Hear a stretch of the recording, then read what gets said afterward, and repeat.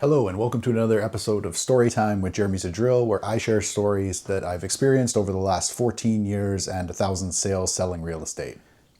Now today's story is about deposits and why they are so important. I once had this listing that was a higher price listing for the area that it was in, so I knew it was going to take a little while to sell because the buyers were fewer and far between. If you're listing, a normal house for a single family detached for $950,000 with a suite, there's going to be a lot of attention. There's going to be a lot of showings for it. But if you're selling a house that's like 3.5 million, there's going to be a lot fewer showings, but the people who do come are going to be a lot more serious of buyers. So we had this property up for a little while and we ended up getting an offer on it from these people. They seemed very serious, but one thing was the deposit was pretty light. Now, I had a little bit of a gut feeling in my stomach that there was something a little off about these buyers, so I definitely wanted a larger deposit to be able to protect my sellers. So they did end up satisfying all their conditions, which was great, and the possession date was 2 months away. So the possession date comes and I get a call from the lawyer saying that those buyers are refusing the keys. They could not get the money together for some reason, and they were backing out of the deal. So it was a really uncomfortable phone call that I had to make because my clients were actually in a car driving to another province. And I had to tell them that these people backed out, and besides suing them, there was nothing that we could really do. I wanted to get the house back on the market right away because I had to find another buyer as quickly as possible to get the house resold. Now, they were able to keep that substantial deposit, which did soften the blow, but it wasn't quite enough to deal with the problems that were coming.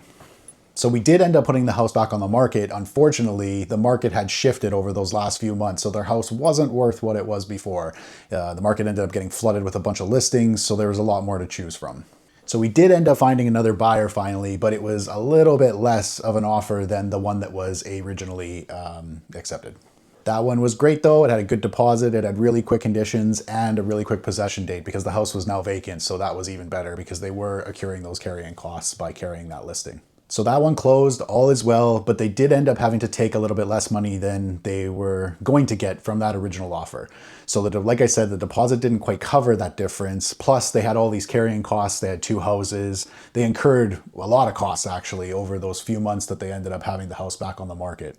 To make a long story short, they did end up going to sue the original people, and they did end up settling outside of court because the first people did breach contract. So they did have to pay to make up the difference. Now that is going to be different depending on, where you go through court, and I can't guarantee that'll ever happen. But over 1,000 homes, this is the only time that I've ever seen somebody refuse keys on possession date.